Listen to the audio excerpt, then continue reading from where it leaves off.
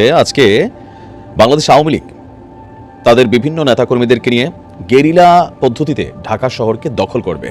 আর এই চাঞ্চল্যকর তথ্য যখন সাংবাদিক ইলিয়াসের মতন মানুষ তার ইউটিউবে আপলোড করেন, স্বাভাবিকভাবে জনমনে একটা ভয় আতঙ্ক তৈরি হয়। আর এমনিতেও শেখ হাসিনার নামটার মধ্যে সম্মানিত দর্শক, খুবই গুরুত্বপূর্ণ একটি ভিডিও আপনার মাঝে উপস্থিত করতে যাচ্ছি। দর্শক, এই ভিডিওতে এমন চাঞ্চল্যকর তথ্য রয়েছে যা আপনার দেখলে রকম অবাক হতে বাধ্য হবেন। দর্শক, এই ভিডিওতে খুবই গুরুত্বপূর্ণ ভিডিও রয়েছে। দর্শক, দেশ পুরো নেট দুনিয়া কাঁপিয়ে দিয়েছে এই ভিডিওগুলো। দর্শক, আপনাদের মাঝে এখন উপস্থাপন করবো। দর্শক, কোটা বিরোধী আন্দোলনকে কেন্দ্র করে যা কিছু হয়েছে আপনাদের মাঝে আবারও তুলে ধরছি।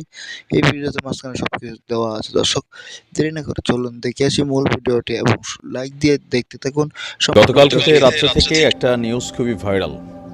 সকালবেলাও অনেকে মেসেজ করেছেন যে আসলে ভাই আপনার কাছে কোনো ইনফরমেশন আছে কিনা বা ঘটনাটা কতটুকু সত্য, যে আজকে বাংলাদেশ আওয়ামী লীগ তাদের বিভিন্ন নেতাকর্মীদেরকে নিয়ে গেরিলা পদ্ধতিতে ঢাকা শহরকে দখল করবে। আর এই চাঞ্চল্যকর তথ্য যখন সাংবাদিক ইলিয়াসের মতন মানুষ তার ইউটিউবে আপলোড করেন, স্বাভাবিকভাবে জনমনে একটা ভয় আতঙ্ক তৈরি হয়। আর এমনিতেও শেখ হাসিনার নামটার মধ্যে কিন্তু একটা ভয় আছে। আপনি দেখবেন যারাই এই নামটা নেয় মোটামুটি চেহারার মধ্যে খুব শক্ত করে সাহস রাখার চেষ্টা করে, কিন্তু ভয় পায়।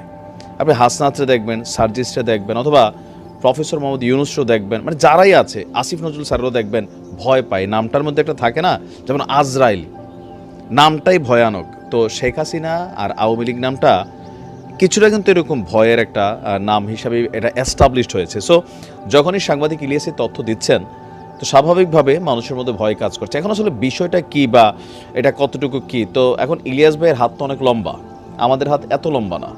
তবে টুকিটাকি খবর টবর একটু রাখার চেষ্টা করি। তো যতটুকু প্রেক্ষাপট বুঝতে পারছি যে ইস্কন ইস্যুতে একটা বড় ধরনের কোনো রকম কিছু ঘটতে পারে। তো সেই বড় ধরনের কোনো রকম কী ঘটতে পারে, যেহেতু ইস্কন ইস্যুটাতে আপনি দেখবেন যে ভারত যেভাবে স্ট্যান্ড নিয়েছে, পশ্চিমাদের কাছে ইস্কনের যেই মেইন শাখা সেখান থেকে যেভাবে স্ট্যান্ড নিয়েছে, পাশাপাশি চিন্ময় দাসের মুক্তির ইস্যুতে তার যারা অনুসারী আছেন বিভিন্নভাবে তারা সংগঠিত হবার চেষ্টা করছে। আমরা সনাতনীদের কথা বলছি না, বাট এদের মধ্যে সনাতনীও কানেক্টেড। আজকের দিনে আপনি সারা বাংলাদেশের হিন্দুদের মধ্যে 5% হিন্দু পাবেন যারা সনাতনী এবং ইস্কনকে আলাদাভাবে, আজকে 95% মানুষ, আমি আমার পার্সোনাল আইডিকে ফলো করে বলি যে সেখানে তারা সবাই একটা জোট হিসাবে কাজ করতেছে। সো এই জায়গা থেকে হয়তো সাংবাদিক ইলিয়াস বা আরও অনেকেই ভাবছেন, তবে ঢাকা দখল করবে এই কথাটার উপর আমার বিশ্বাস হয় না। কারণ সাংবাদিক ইলিয়াস তিনি অনেক আগেও আওয়ামী লীগ সরকার ক্ষমতায় থাকতো এরকম মাঝে মাঝে সরকার ফালাই দিতেন যে পড়ে যাবে, বিভিন্ন ধরনের তথ্য দিতেন। তো পরবর্তী সময় আমরা অনেক সময় হতাশ হইতাম যে আরে না, ঘটনা তো আসলে মিলে না। সামহাও একটা কী বলে যে মানুষের মধ্যে ওই সময় অনেকে আশা করতো, এখন সবাই ভয় পায়।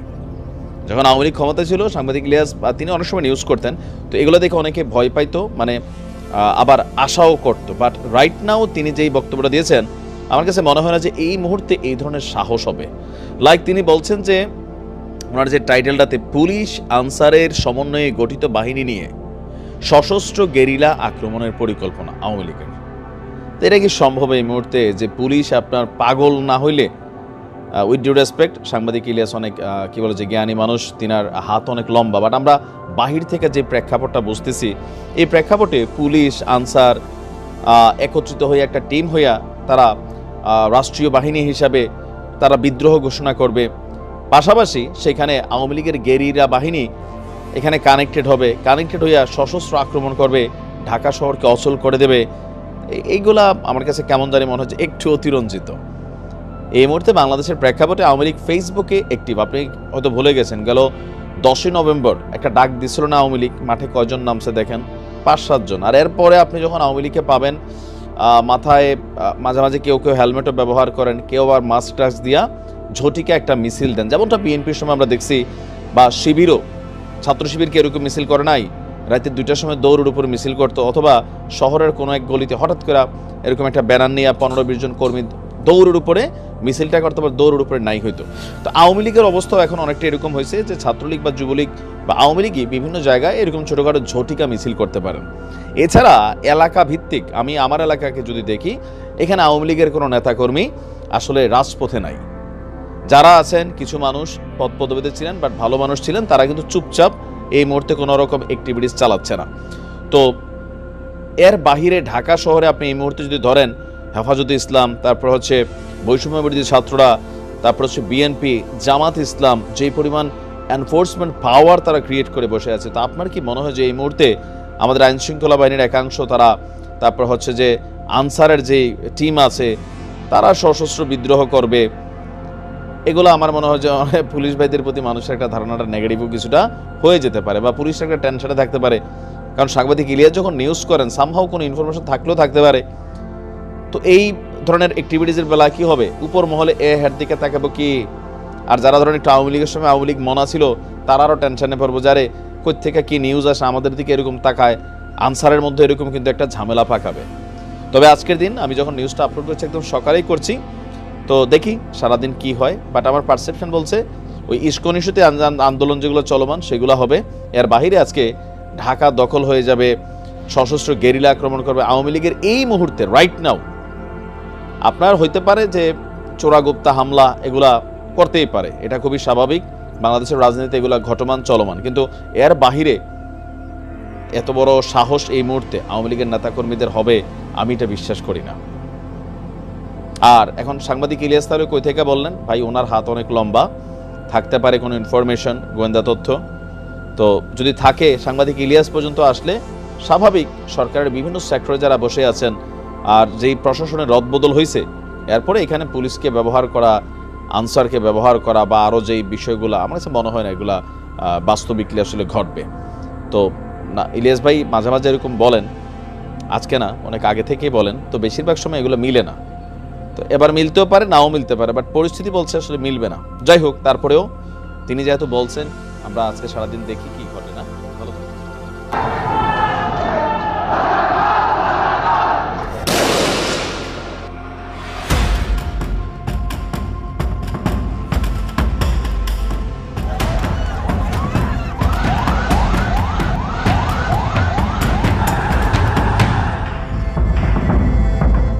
2 সহস্রাধিক মানুষের তাজা প্রাণ আর অন্তত 1010। প্রিয় দর্শক, আপনারা তো সম্পূর্ণ ভিডিওটা দেখলেন। দর্শক, ভিডিওটা কেমন লাগলো আপনার মহামূল্যের মতামত কমেন্ট বক্সে জানিয়ে যাবেন এবং চ্যানেলে নতুন হলে সাবস্ক্রাইব করে রাখবেন যেন পরবর্তী ভিডিও আপনাদের মাঝে সবার আগে নিয়ে পৌঁছাতে পারি।